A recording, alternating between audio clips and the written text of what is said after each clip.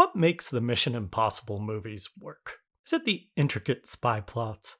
Is it the daring wire work? Is it the use of just so many masks? Or is it this? Yes, it's this. The truth is that, much like the Fast and Furious series, the Mission Impossible films have had an odd, rambling, and remarkable path to achieving their current status.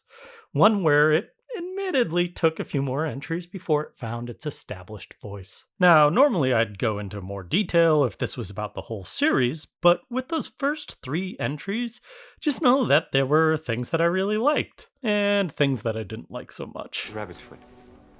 What is it? But really, I want to talk about the series' defining shift with 2011's Ghost Protocol. Brad Bird and the team of writers, including some late help from Christopher McQuarrie, tweaked Cruise's character by giving him just a little touch of Indiana Jones and his comic fallibility, meaning Ethan Hunt was now in a constant battle with Murphy's Law as every gadget, plan, and intention failed miserably, resulting in some serious deadpanning from Cruise that's honestly in the vein of Buster Keaton. Turns out this comparison is rather apt, as a great deal of the film's promotion centered around Cruise's absolutely insane stunt work with the Burj Khalifa in Dubai. Suddenly it all felt so daring, so fun, and it had to be seen to be believed. This is ostensibly how they figured out the new formula, which essentially turns these films into an escalating series of stunt-based dares that I'm pretty sure will one day kill Tom Cruise. But when McQuarrie came in to direct the 5th entry, that would be 2015's Rogue Nation, it wasn't just about the mere fact that they were having Cruise hang off the side of a plane. It was the fact that McQuarrie was proving himself as a new master of finely tuned action sequences. The film also featured the most solid storytelling from start to finish, largely capitalizing on the fiery interplay between Cruise and Rebecca Ferguson's Ilsa Faust. Coming from this success, McQuarrie became a series first. That is the first director to be welcomed back in the chair with Mission Impossible Fallout, and it absolutely delivered on more of the same quality. And now they are currently working on not just 1, but 2 more films in the series. I'm left to ask, how do they keep doing it? What makes their work so dependable? I mean, if there's anything Hollywood has taught us, throwing a lot of money at the screen doesn't necessarily result in compelling action. So how do they keep pulling this off? Well, it's because they really adhere to the core principles of action storytelling. And I think we should use their last film as an excuse to talk about what that means. That's right, we're breaking down the action of Mission Impossible Fallout. Yeah! The most important thing is to understand that action isn't just important to the storytelling, it's storytelling in and of itself. Which means it's dependent on the same exact principles, like clarity of intention, cause and effect, exchanges of meaningful positive and negative effects, and creating results that give the audience a genuine feeling of change. Without these elements, action is, well, just sort of boring. An endless series of meaningless exchanges that might look neat, but only add up to this kind of dull noise. It doesn't make the audience feel invested. The key to investment is understanding that you have to keep the audience in on the plan, which relies on creating anticipation. Now, you've probably heard the old adage, what's more exciting? A bomb going off out of nowhere, or a bomb under the table slowly counting down? The answer is, of course, the bomb under the table, because you don't want the audience leaning back on their heels, always reacting to something. You want them leaning in. But to pull this off, the audience actually has to see the imminent danger and fret over it. Sure, surprises are fun, but only in key moments in a given scene that make those things worse. And when you look at this overall dynamic, you can come up with 5 critical elements for writing every action scene. The first one is stakes. Now, you've probably heard some dude on the internet say all sarcastically, "Let me guess, the good guys win," like they hacked movies or some shit. Yeah, the good guys usually win. That's pretty much why people go to the frickin' movies, because they want to see they just want to have an engaging time until that eventuality is possible, which means it's all about crafting a story with ups and downs along the way. It's about creating things that those people care about and watching them lose them or watching them get put into peril. Stakes aren't always about not winning. They're about making danger feel genuinely real and personal. And they should always be there in the subtext of every action scene. The next element is objectives. This asks, what are the heroes trying to do in this scene, and why? How does it get them closer to their overall goal? The importance of clear objective is that it gives the audience a goal too. It's not just who is beating up who, it's giving the characters something to fight over. And the audience watches as they get closer or further away from that goal. But the heroes are always going to have to face the third element, obstacles. What are the things getting in their way? When the audience knows they're coming, then they can properly fear them. And also, when you know what the good guy's plan is for handling those obstacles, you can thus set up the right expectations and thus more anticipation. Even then, no matter what you plan for, you will still face wrinkles. That is, what obstacles come up that weren't planned for? These are the fun surprises of a story where the narrative is like, oh no, but this happens. This is also why knowing the plans and objectives is so important, because it actually gives the audience more context for the surprise, because they can tell the plan is actually going wrong, which is way more dramatic. And then you can actually show the ways that the heroes have to overcome the wrinkles or fail, which all leads to outcomes and exchanges. Because the best action scenes ultimately have meaning in terms of how they impact the story. They hopefully get us to redefine the scope of the conflict, or change a person's character, or really show us what we can lose. And then it creates meaningful change that throws us into the brand new stakes and goals with the overall objective. All 5 of these elements make for the good writing of action. So let's get into it. Part 1, The Dive. I'm British now. So, the first 20 minutes of this movie is full of a lot of exposition and spy stuff, which is how the movie actually gives us our important stakes. First, we establish that Ethan Hunt is haunted by his past choices and how his spy life puts people in danger. Yada yada yada, he questions himself, have I been selfish? Then we get a quick briefing of how there's a bunch of bad guys out there trying to get plutonium. Then, the opening puts that personal question right to the test. Given the choice, Ethan Hunt saves his friend Luther and lets the plutonium get away. Which is, on one level, but on another level, it's about his character. He saved his friend. But all this quickly leads to another sequence where we think the bombs went off, and they confront the guy who built those bombs, but turns out it was a big trick to get him to give up the info. Yeah, Wolf Blitzer. Point is, they now have the information that they want.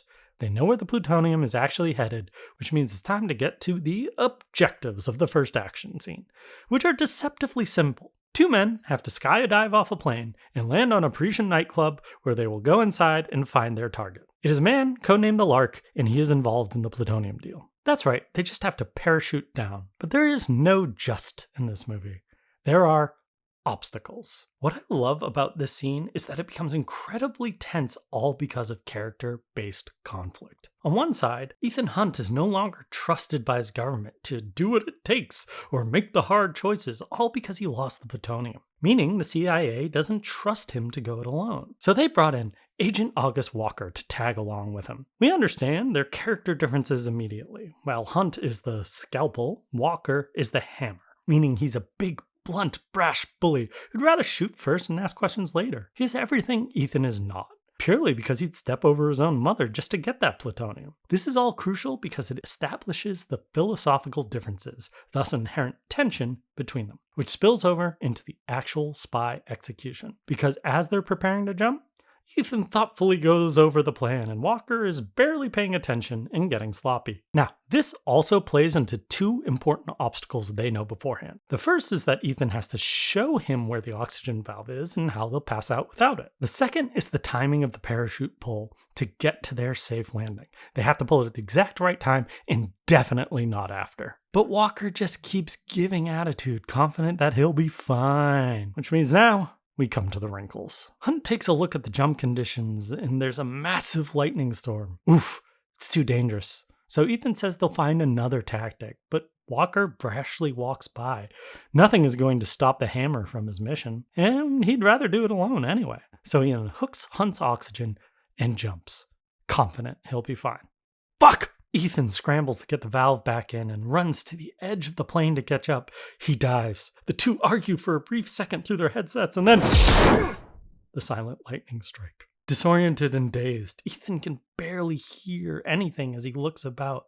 Where's Walker? They're already running out of time. Finally, he sees him, completely passed out and falling to his death. Fuck! Hunt tries to make his way toward him, but it's difficult with all the wind. The wrinkles keep piling up. They're already getting to the final point past the safe zone for chute launch. Hunt gets a hand on him. He can't get Walker's oxygen off. He can't wake him up. They're falling so quickly. They pass the safe point into the splat zone. Ethan gives him his own oxygen to save this asshole's life. He then reaches his parachute at the last second and they're about to crash and he's safe. But ow, that frickin' hurt. Hunt grimaces again. And of course, who's coming in floating and gloating? Walker, who's just completely unaware that Hunt just saved his dang life. As far as outcomes and exchanges go, this one might seem like it doesn't change anything because Walker is unaware that Ethan just saved his life. But it clarifies a lot to the audience. Not just that we know Walker is brash, it actually gives us empathy for the fact that Ethan is suffering a thankless job. It makes us dislike Walker even more, which will also create more conflict between the two of them. Now, as far as technical execution goes, this is also where all that cool practical knowledge of crews doing this insane stunt helps. We know this is real. And even if there's some CGI ads with the weather, we have this baseline believability of them in the air interacting with each other. Plus, the scene is just one of those perfect one-shots where it's all about holding the real-time tension instead of gaudily showing off. It's just a few minutes of total screen time, but it feels nail-bitingly tense. And I love how quick those last few thousand feet come up. It's so sudden. And once done, the release on the tension is real. But there's not much time to dwell, because we still have part 2, the bathroom fight. The good old-fashioned brawl. Simple, right? Just throw in some cool choreography and film it real good and it takes care of itself. Yeah, no, that's not how it works. Instead, we have to go back to the same 5 principles. Since it's technically part of the same sequence, the same stakes still apply, as do the same objectives of finding the Lark. But we also have some more specific objectives given in the earlier exposition scene. They not only have to identify the Lark, but subdue him and then steal his identity using their mask software, all so they can attend a meeting to get that plutonium. Now, the known obstacle is that they don't know what he looks like. They only know his wristband and can track him using their phones. Now, having arrived, they're ready to comb through the club, but there's some wrinkles. It's too loud to talk. Eventually, they realize he's in the bathroom, which means they're not going to be able to get their easy little brush by. This is a well-lit, dangerous, and quiet area full of observers. Eventually, they find their Lark, and they see a dapper Asian gentleman wearing a suit. The Lark washes his hands, and they carefully approach him from both sides, thinking they got the drop on him. But then another person comes up and washes his hands. Oops. And then Walker looks at him a little too long. Oops. And then... Reacting quickly, Walker uses a computer and slams it right into the Lark's face, knocking him unconscious. But once they get him into the stall, oops again. Walker's brashness broke the facemaker thing. It probably has a proper name. I'm not going to look it up. They're all trying to get it to work, but then some onlookers think they're all just guys being dudes. But it's not just a hilarious distraction. It actually gives the Lark just enough time to wake up, and for them, not to notice. Both Ethan and Walker swing into action, but it becomes clear the Lark is the superior fighter to both of them. The Lark punches them in the throat, tosses them, and unleashes a bevy of punishment. Their dueling character dynamics come out once again in the action. Ethan keeps saving Walker and getting punished for it. Walker keeps getting more and more frustrated and angry. He keeps coming after the Lark harder and harder. Every time you think they got the upper hand, the Lark squirms out of his way and reverses it. They're not just alternating blows. You feel the switching and who's winning and losing. Everyone's almost done for. And then finally, the Lark takes out Walker. He grabs the gun, getting closer, the tension building. This is it. They've lost. And then... Thus, we get the entrance of a returning character of Ilsa Faust from the previous movie. She's just saved Ethan's life, but she has also shot their objective in the head. As far as outcomes and exchanges go, this is an interesting one, because on one hand, we're delighted by the return of a character that we really like, but this actually creates a new problem for the narrative, because they still need to assume the Lark's identity, but they, I need a face to make a mask. By the way, that's one of the darker jokes in the series. I just want to throw that out there, especially as they're standing over the blood. But they have to come up with a new plan. Ethan will have to try and pose as the Lark in the scene as himself, but they have absolutely no idea if it's going to work, thus imbuing the next sequence with even more tension, and also putting the characters more at odds. Hope is not a strategy. You must be new. Looking back, the lesson of this sequence should be clear. Good fight scenes are really demonstrations of how cool or badass your hero can be, even if you do want a few of those moments. This stuff is ultimately indulgent and lacking in tension. Good fight scenes are about turning the screws on your characters. It's about punishing them, hurting them, putting them into trouble. It's all about stacking the odds against your heroes, creating reversals, and then ending it by putting them more in trouble than when it began. And all the while, you should be able to follow the actual fight choreography with a sense of cause and effect, while clearly understanding the character's geography with one another. If you shoot action, this is one of those scenes you should study over and over again, because it's the perfect balance of showing the performance and then cutting on impact. Also, huge shout out to the stunt team. Cavill and Cruz put in the damn work, and you can see it in the way it plays. Also, they're going up against Liang Yang, the famous stunt coordinator. You can see all the work they do, and the filmmaking never gets in the way. Speaking of which, let's go to the next action sequence. Part 3, the Paris Chase, our midpoint heist, ahead. Is that your It started Southern and turned into Goofy. Yeah, the stakes are now complicated. Turns out that the Lark was not just brokering for the plutonium, but a deal that required another objective, the obtaining of Solomon Kane. Yes, that's right, our bad guy from the last movie. Oops. So Landon just informed me that it's Solomon Lane, not Solomon Kane, and rather than re-record the 50 damn lines where I say his name, we're just gonna keep the grievous error. Solomon Kane is a better name anyway. It's fine. Back to the video. And since Ethan is now posing as the Lark and joined with the White Widow, he's found himself with a bunch of really bad guys who wouldn't think twice about murdering anyone, which means Ethan will potentially have to violate his ethics a whole bunch. Oops. The scene then sets out the obstacles quite clearly. We seemingly flash forward to the plan, where we see that they're going to use 2 trucks and block Kane's transport, then shoot all the people and leave no survivors, which is not something that Hunt wants to do. So in reality, Ethan has a much more complex obstacle. He needs to capture Solomon Kane without letting the murderous group he's posing with know what's going on. We just don't know how he's going to do it. This means there's a different dramatic tack going on in this scene than the previous one. It's going to be about surprising the audience, but notice we're not flying blind and just reacting to anything without a clue. By showing us the alternate version beforehand, we have a baseline understanding that allows us to watch the real scene and see when Ethan Hunt is making different choices from the plan. And these different choices will slowly start to add up and make more and more sense as he does. This allows you to realize it's not really surprise, but the age-old heist fake-out where you thought it would be like this, but really it's like that. Now, there's some added stakes to the scene, because Agent Walker suspects Ethan of actually being the Lark and tells the CIA about it. As an audience, this adds tension, but we're also left to ask how he could ever do this, and oh wait, Agent Walker seems fishy. Dun dun dun. But we also get to see how this creeps into the setup of the heist. The tension sets in, cars move around, and here we have Walker trying to get information out of Hunt, but before they can really get into it, it starts. We begin our first series of reversals on the plan. When the time comes for Hunt to drive his truck behind the transport, he instead slams on the gas, knocking the transportation right into the river. Ethan's caught his murderous new cohorts by surprise, but now he has to lose them, including the ones inside the van. That's a great little detail, by the way. Meanwhile, Kane's transport is filling with water and he's going to drown. We now have a ticking clock. Cue our second reversal on the audience, where Benji and Luther were under the water to get Kane out safely and load him onto the boat, all while stealthily avoiding detection. But now it's wrinkle time. Ethan and Walker's truck gets slammed into the alley, so they have to change plans and hop on a couple motorcycles to escape nearby. But there's even this great little mini obstacle of tension where Ethan's bike doesn't start immediately and he's being shot at. Every little thing is hard. Ethan gets out by the skin of his teeth and now needs to change his mini objective with a new extraction point. Benji confirms, turns around on the boat, and note that this will be important setup. The tension is now coming in the form of 3 different obstacles. There's the murderous bad guys who want to see Ethan dead. There are the police who are closing in, but Ethan doesn't want to harm. And then there are the pedestrians and cars just going about their day. Ethan constantly swoops and dives on his motorcycle, which makes it harder for him to get to safety. He literally has to drive against traffic, and there's so many terrifying close calls.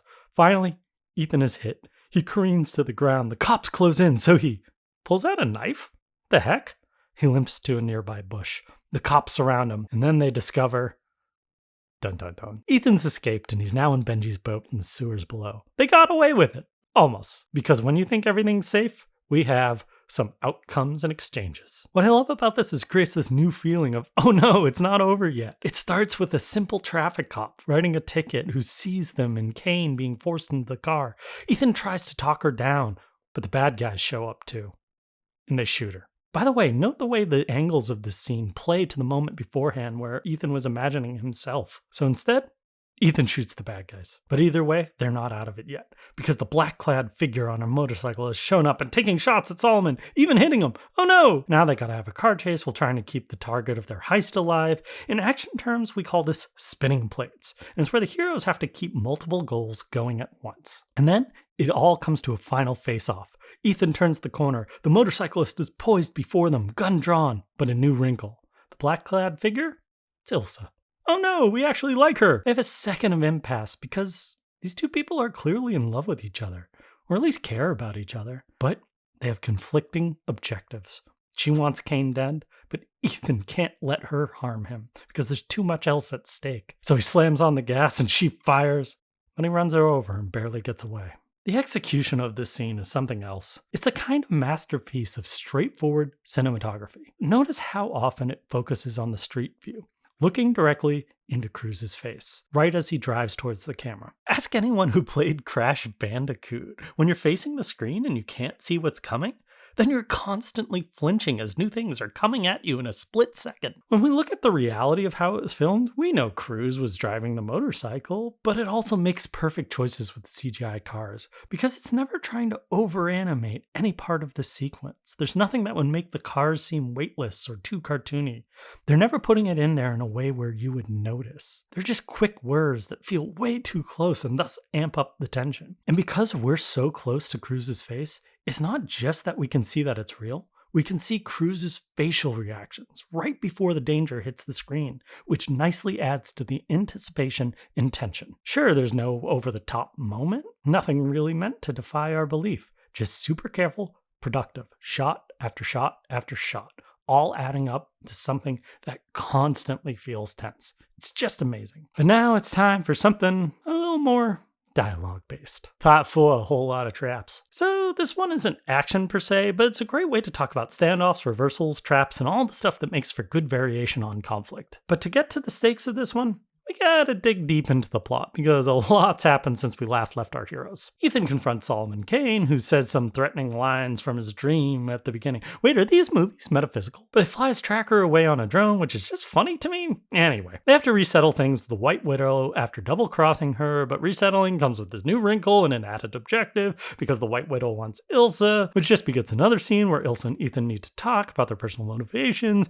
because they want each other to walk away. She needs Solomon Kane, because if he talks, he'll embarrass MI6 in England if she kills him at their command. That means she can get back into England because she's now in the good graces and can finally stop running from her past. But Ethan still needs Kane alive, so conflicting goals, I guess. We come back to prep for the trade, but Ethan's boss, Alec Baldwin, is there instead. I forget his real name. He's not just mad about Paris, but he's got bad news. Not only is the White Widow working for immunity from the CIA and going to trap everyone and give them up, the CIA also thinks Hunt is the Lark, thanks to Walker's tip. So Ethan tries to convey to Alec that this is the trap. So he makes a choice. Go AWOL again. Yeah, he does this every movie in this series, but it's kind of the only stakes they can drop. Anyway, so far in this scene, this may be dense, but it's actually weirdly straightforward.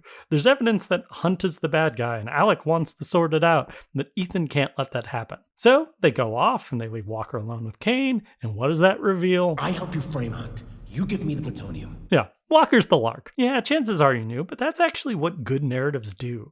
They don't cheat or make it seem impossible. They carefully plant evidence, and when the turn comes, it makes you go like, oh, of course. Or yeah, maybe you can go, yeah, called it. And luckily, so did Ethan Hunt. Turns out this whole situation was another trap, and Alec Baldwin is in on it. Walker tries to slime his way out of it, but turns out CIA is on the phone too. There's no way out. Only thing, CIA doesn't trust any of these people, so she sent in a team to capture them. And this is now like, what, the third turn in the scene? We have another trap that's being done here? I mean, it's a trap within a trap within a trap, which might make you ask, Why'd you have to make this so fucking complicated? because it's fun, damn it. Speaking of which, right when they think they have Walker, he of course has his own people with the CIA, so it's a trap within a trap within a trap within a trap. Again, I know this stuff is super dense, but the movie is really good at it. You could get lost in the game, but the important thing is you understand the emotion of it. You understand who has control and who thinks they have the upper hand in a given moment. Basically, you understand who's pointing a gun at who. And yes, it constantly puts you on your heels, but then it reels you in with new anticipation. It's all that good balance stuff. And in the final outcomes and exchanges, it goes bad. Alec Baldwin fucking dies. The only hope they have is that they placed a new tracker on Agent Walker. On an emotional level, you understand that they're mad now, and you can hear it in their determination. Get that son of a bitch. But all he can do is chase them on his feet. But hey, didn't you know? Tom Cruise is really good at running. So we have the simplest of stakes here. They can't lose Walker. But what I love about the sequence is it really shows the importance of objectives. Because rather than just have a chase that keeps us on our heels and the audience reacting to everything they're seeing, Benji is calling out an objective minute by minute. And we have to see every way that Ethan solves it. Why is he running in circles? Of course, there are other obstacles, like he's being followed. And of course, there's endless wrinkles of what's happening. Like Benji can't use the freaking map right. These funny parts are not just a nice change of tone. They're totally real, absolute obstacles to their dramatic goal. Sorry, I had it in 2D. And when it comes to the execution, I actually love seeing Tom Cruise running on the roofs in all the real locations. But there's actually a meta one to this too, because this sequence is perhaps one of the most infamous stunts where Cruise breaks his ankle on the big jump. As an audience, you're waiting for it, and then you clearly see when he breaks the damn thing and finishes by limping away. How? But then it all crests into a moment where Ethan thinks he's clung onto the elevator and can chase him to the top, but it's a see-through elevator. Oops. Here's where we come to the real outcomes and exchanges. Because right when he could kill him and end this now, there's a deeper part of the game. Seems they know where Julia is. That would be his ex-wife. Once they're on the rooftop, we're at our low moment. They lost Kane, they don't have the nuke, and the bad guys know where Julia is. Which means our heroes have to prepare for the worst. Helicopter time. The grand finale. It's also full of all the classic lessons of traditional drama, chiefly a game of spinning plates, where our characters are all fighting their own individual battles as the action intercuts between all of them. But it all starts simple. We know the stakes of having 2 nuclear devices. Greater than all the explosive energy released in World War II. Gulp. Soon they realize there are deeper stakes of this area because of the natural irrigation of the rivers. A nuclear blast of that magnitude could starve 1/3 of the world's population. And as for why the smallpox outbreak at the beginning and why a medical camp is here, well, we'll soon find out that too. But hey, at least they have a clear objective, right? If there's a way to defuse these bombs, I can't find it. Now, this lack of objective, it only actually lasts for a second, but the idea is to make them feel not in control for once, even for a moment. You want them to sense that they have no idea what they're going to do. That is, until Benji comes up with a solution. They can actually cut the explosion devices on both, but our only chance to safely defuse both bombs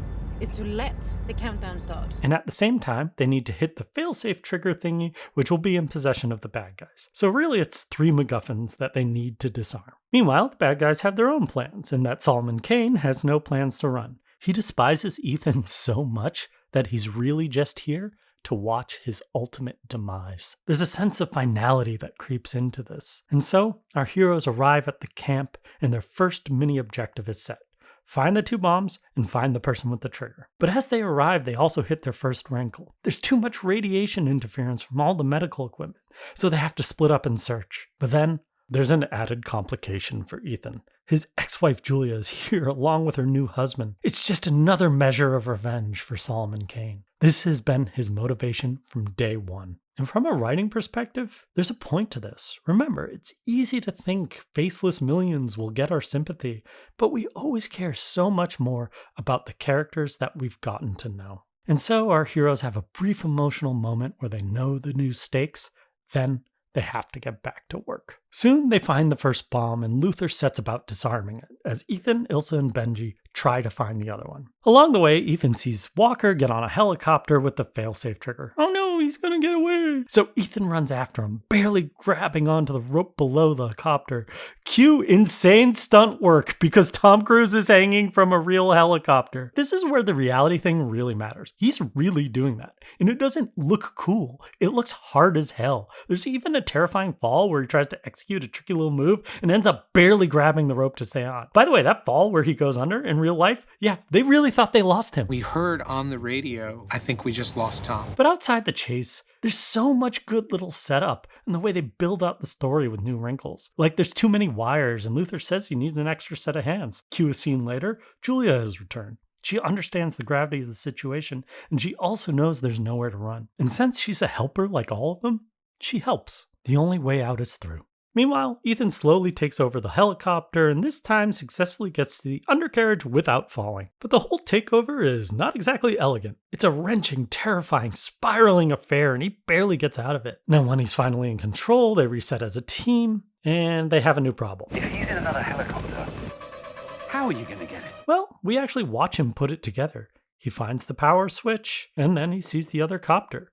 He has his objective. He almost gets it off, but damn it, it doesn't go right. Looks like we're in a copter standoff, and oh shit, he's got a gun! Man, I gotta talk about the execution again, and how much it depends on Cruise actually piloting. No, Cruise isn't doing the most dangerous helicopter stunts with this, but he's doing a lot of them. And on all those real flying shots, you can see it's him. This is really important for a simple editing reason, because it means you aren't doing the standard Hollywood thing, where you're just cutting close to an actor on a green screen, and then cutting out to wide shots. You can instead cut to the full body shots. There's so much dexterity to the coverage because it's really him. The film is also so good at cutting back and forth between the three storylines. Pulling off this kind of spinning plate sequence is incredibly difficult. Not only because you have to have three good action scenes in their own right, it's that you can't just clash them together willy-nilly. Because cutting away is actually a disadvantage a lot of times, because it lets the tension out. So how and why you cut transitionally becomes critical. The complication of one has to make the other seem more dire, and you have to be completely aware of the way the action is making it seem like if they're winning or losing, all to help you tell your bigger story. So we begin spinning our plates. Benji has to find the needle in the haystack because Kane put in all sorts of radioactive material around to throw off the scent of their detectors, thus stacking the odds against them. Back with Ilsa, she decides to go after Kane instead, and lo and behold, she finds the bomb. But Kane has the element of surprise. Meanwhile, Luther and Julia are working on their bomb. It's tense, but also character-driven. How is he? Oh, you know. Same old Ethan. It looks dire. Ethan gets hit and looks like he's going down. He hides in the clouds. But there, he realizes he has one way to take out Walker. He's got to be the hammer. He goes for it a few times with narrow, terrifying misses, but it gets worse. Ilsa's tied up and Benji goes and searches in the wrong house. It's not just the ticking clock and wrong decisions piling up. Everything's edited together in a way that makes it feel like it's all sinking and all getting worse. She tries to warn Benji it's a trap, but Benji can't hear her. And Kane gets a noose around him. By the way, for those of you at home, noose stunts are famously the most dangerous things on the planet. It's so easy for things to go wrong and nooses can snap really quick. You have no idea how careful you have to be. They don't even use real nooses on set. So please do not mess around at home. Do not attempt these kinds of stunts ever without a pro stunt team. Anyway, Benji's being hanged. Ilsa nearly breaks her back trying to escape from the chair and Ethan's helicopter is on fire. Things are bad. And when it seems like all hope is lost, Ethan goes for it and finally crashes the copter into them, turning their chopper into a storm of metal and sinew. Jeez Louise! Back with Ilsa and Benji, she keeps spinning plates, trying to save his life and fighting off Kane. Finally, she gets him, but just like Ethan at the beginning, she has to make the choice. Kill the bad guy or save who she cares about. It gets so close. She actually incapacitates him and cuts Benji down. But it's not over yet. Not by a long shot. Back on the cliff, they try to escape their crashing choppers that roll down the mountain. They struggle and get out. Walker even gets burned. He and Walker fight back and forth as the copters keep falling further down the cliff. I love how much of it uses that locked-in cam to show them really inside there as it turns and there's so much chaos. The tension builds and they're barely hanging by a thread. Always a new danger popping up. All as Ethan wants the only important thing, the failsafe switch. It's the only thing that matters. 4 minutes left. Luther directs the other team on how to disarm it, while Ethan and Walker are each wrestling trying to control the switch. It's not who wins the fight, it's who can get to their objective. Finally, they're hanging on the last wire of the helicopter, trying to climb back up to the cliff where the fail-safe switch rests. Ethan makes the choice to free climb it, which is a callback to the series' second film, and right when he has a chance. Jeez Louise! But even with the 2 bad guy obstacles removed, they're not out of the woods yet. The bombs are still set to go off. Worse, Ethan's communications are down, so they have no idea if he's hit the failsafe yet. Ilsa and Benji argue about whether they should be waiting till the literal last 1 or 2 seconds. They're all operating on blind faith. Terrifying seconds click by. Ethan struggles to climb up the cliff. He's still so far away. 2 seconds, 1 second. Cut to white. What the fuck happened? We fade back in. The white looks like an explosion, but it's just a fake out. They're still there. Ethan has the failsafe cap in his mouth. He got it. Look, I know it's probably less tense hearing my dumb voice talk over a movie you've seen before, but back in the theater, the first time I saw this is the moment where I suddenly realized I was a pile of sweat and been chewing my fingernails, all because of the deftness of execution. And when we get to the final outcomes and exchanges, everything gets put into its right place. And more importantly, we hold up the moral. Caring about the one life is just as important as caring about the millions. And as it does, I hope you realize the moral of this too. Action gets thought so much as a purely visual idea, but the entire point of this essay is to make you think about how action functions on the page. It's all about the way it should be written. As a storyteller, you want to give footing for film crews to do their job the best way possible. Meaning you don't want to describe the action of itself. You want to describe what's dramatic about what's happening. So many times in the essay above, I could have talked about a cool move the characters did. But instead, you want to give dramatic ammo to the incredible craftspeople. You want to give them tension on the story level. Feed them clear objectives with clear obstacles. Then throw wrinkles at them. Stack the odds. Make them spin plates. Make them think they've won all before losing again. Find the way to always make the situation worse before it finally gets better. And when you do this on the page, the craftspeople will bring it to life. Which brings us to the crux. This is an increasingly important idea in the age of trailer shot mentality. I can't tell you how often I've talked to VFX artists or others buried in the pre-viz heavy industry, and they're taught to think in terms of cool, or even poetic imagery or nice things like that, all of which is an important part of the artistry, but the fundamental notion of tension and tension within clear story, it rarely gets talked about. Seriously, tentpoles start putting together cool shots and sequences even before they have a story. It's not that these artists aren't all amazing and skilled. Believe me, I adore them. It's that everything is being pointed in the wrong direction from the top down. But luckily, there's an old Hollywood adage I think about a lot when it comes to action, and it's this: don't impress me, convince me. As critics, we're taught to always have a conversation with the weakness of a given film, and hopefully a constructive way of viewing it so that the reader can learn. But as hard as I'll be on the Marvel movies for problematic aspects, they're an utter testament to the power of characterization and humor. Just like the Fast and the Furious movies are a testament to the power of sincerity, taking this stock idea of family and really throwing earnest weight behind it. In that spirit, the Mission Impossible series has come to fruition because it is one of the last bastions of tension. Because it is a film that is more interested in the dramatic principles of Wages of Fear and the daring of Buster Keaton than any quip-laden snaz blockbuster today. And yes, the series is no doubt trying to impress us in some way. I mean, every time Tom Cruise hangs on the edge of the building, cliff, or plane, you simply can't help but be impressed by the sheer audacity of their willingness to entertain us. But that's not the reason these films are good. They're good because they take those impressive events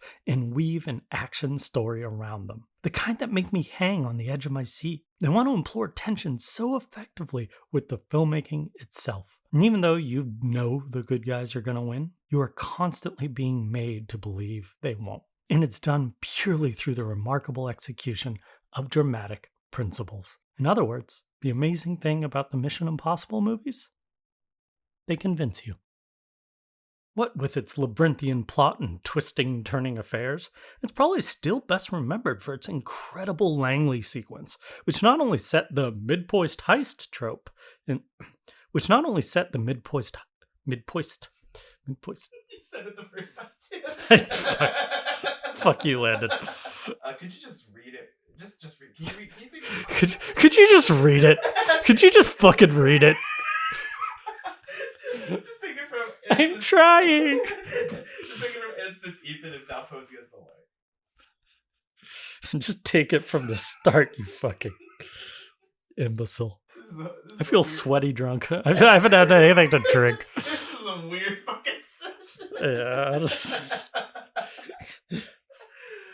Ugh.